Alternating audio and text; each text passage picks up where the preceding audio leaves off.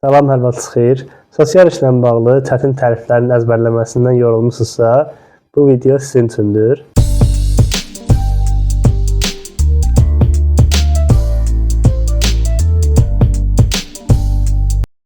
Adım Həbibdir, mən sosial işçiyəm.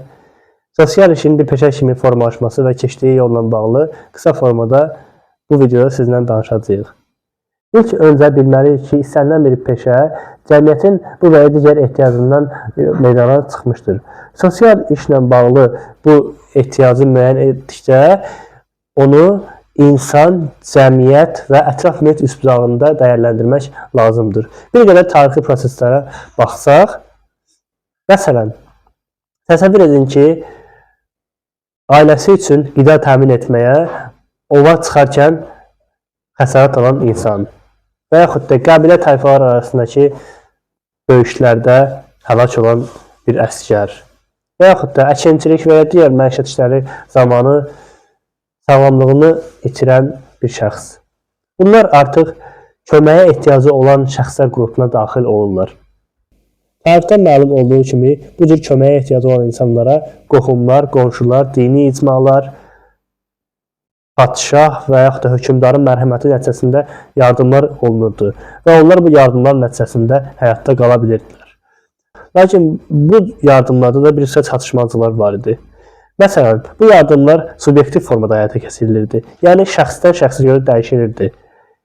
İkinci məsələ, bu yardımların sistemsiz şəkildə yerinə yetirilməsi idi, yəni müvəqqəti xarakter daşıyırdı və daimi deyildi.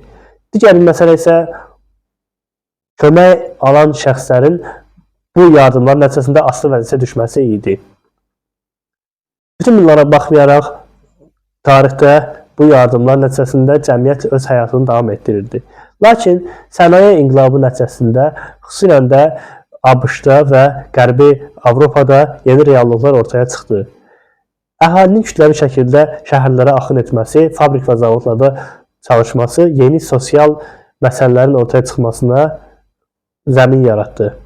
İnsanların kütləvi şəkildə şəhərlərə axışması, yaldaşma, kömək ənənələrinin itməsi və bunun nəticəsində kütləvi yoxsulluq və digər sosial problemlərin meydana çıxmasına səbəb oldu.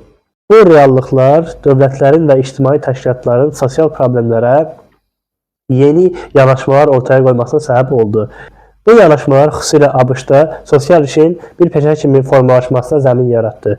Sosial iş tələbələrinin adlarını çox eşitdiyi Mary Richmond və James Adamın fəaliyyəti burada xüsusidir. Mary Richmond sosial işi tibb sahəsi ilə müqayisə edərək araşdır, diaqnoz qoy və müalicə et tipli yanaşmanı ortaya qoydu.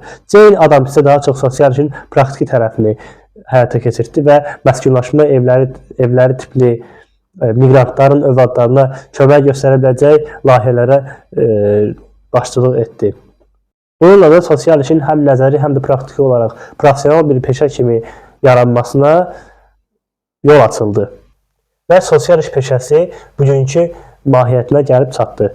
Bu qədər bugünkü videoda sosial işin bir peşə kimi necə formalaşmasını qısa şəkildə danışdıq. Növbəti videoda görüşənədək.